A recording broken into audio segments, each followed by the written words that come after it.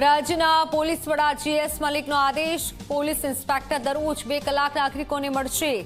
સ્થાનિક કક્ષાએ જ ફરિયાદ રજૂઆતોનો નિકાલ થશે. સામાન્ય અરજીઓનો મહત્તમ 15 દિવસમાં નિકાલ કરવા આદેશ. આર્થિક ગુનાઓ, પારિવારિક વિવાદની અરજીનો પણ નિકાલ કરાશે. ભ્રષ્ટાચાર સંબંધિત અરજીઓનો પણ 6 અઠવાડિયામાં નિકાલ કરવા સૂચના આપી છે. ઉચ્ચ અધિકારીઓ સવારે 12 થી 2 વાગ્યા સુધી મુલાકાતીઓને સાંભળશે. પીઆઈ અને થાણા અમલદાર સાંજે 4 થી 6 વાગે પોલીસ મથકમાં હાજર રહેશે. અરજદારોને ઉચ્ચ કચેરીઓ સુધી ધક્કા ન ખાવા પડે તે માટે નિર્ણય લેવાયો છે.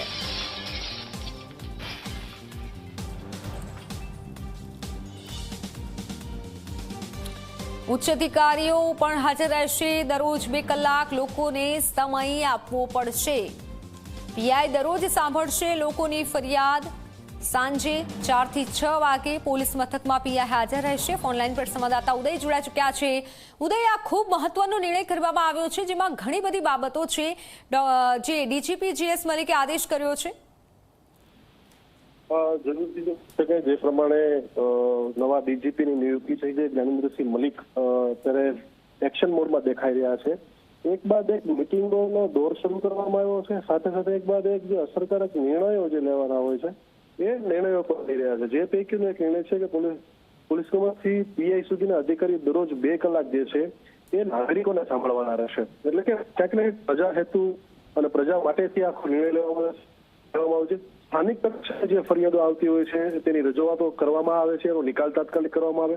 15 દિવસની અંદર જે છે જે અરજીઓ હોય એને પૂર્ણ કરી દેવામાં આવે. આર્થિક ગુના, પારિવારિક વિવાદ છે, ભ્રષ્ટાચાર જેટલી બધીઓ છે એને 6 અઠવાડિયામાં નિકાલ કરી દેવો. ઉચ્ચ અધિકારીઓ સવારે 12 થી 2 વાગ્યા સુધી જે છે મુલાકાતીઓને સાંભળશે. પીઆઈ અને ઘણા અમલદારો જે છે એ સાંજે 4 થી 6 સુધી પોલીસ સ્ટેશનમાં હાજર રહે એવા પ્રકારની સૂચના જે છે આપવામાં આવી છે. અરજીની તપાસમાં જે છે એ કેવા પ્રકારની ફરિયાદ નોંધવી એના વિશે પણ સૂચના લે. કોઈ પણ અરજદાર જે છે એ ડીજીપી કચેરી સુધી ન પહોંચે અને સ્થાનિક લેવલે અધિકારીઓ દ્વારા તેનો નિર્ણય થઈ જાય એ પ્રકારનો નિર્ણય લેવામાં આવેલો છે. જી બિલકુલ ઉદય, આભાર માહિતી બદલ.